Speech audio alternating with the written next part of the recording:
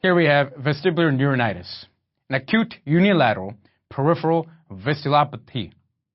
No evidence of inflammation, sudden or spontaneous vertigo associated with nausea and vomiting.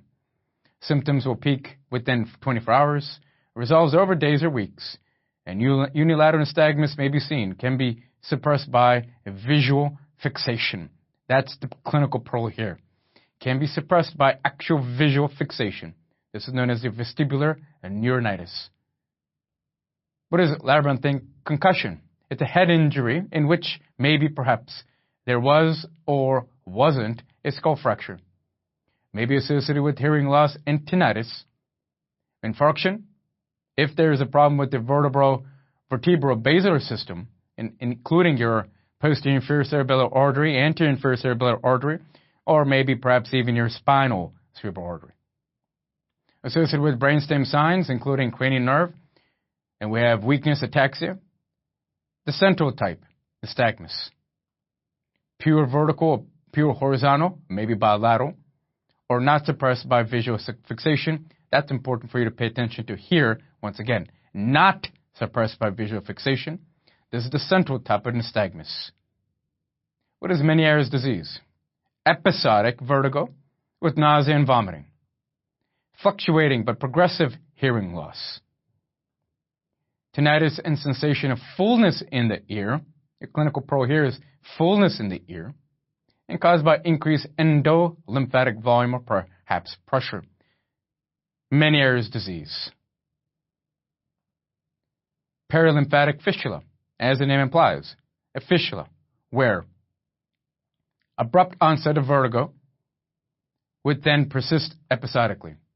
Often precedes by hearing a pop in the affected ear with sneezing, coughing, or blowing or straining.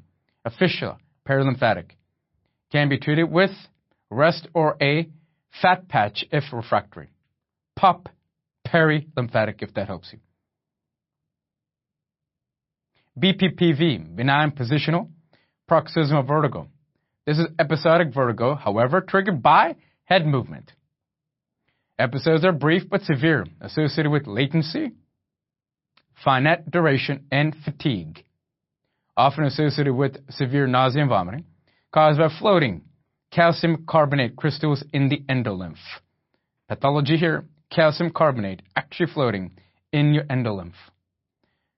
Characteristic, downbeating torsional nystagmus on Dix-Hallpike testing. Downbeating torsional nystagmus. Can be rapidly treated with what's known as your Epley repositioning maneuver. Here what we have known as benign positional paroxysmal vertigo. So what is the Dix-Hallpike or Epley maneuver? Well, what you're looking at here is a patient that was sitting up. And then you're going to have them lay down in supine position.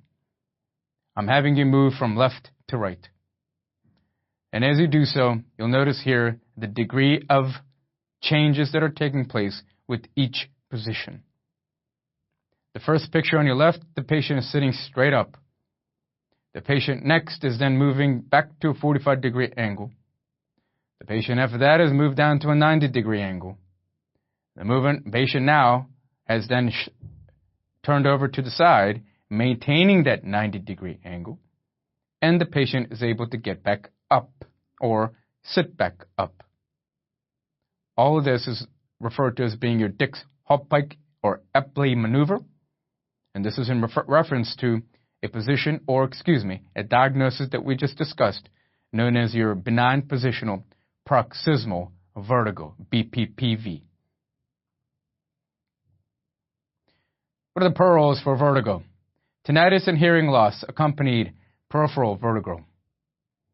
Diplopia, dysarthria, and other brainstem signs point to a central cause. Isolated vertigo is almost never caused by brainstem ischemia. And BPPV, your benign positional paroxysmal vertigo, is the most common cause of new onset vertigo. And I just walked you through the Epley maneuver.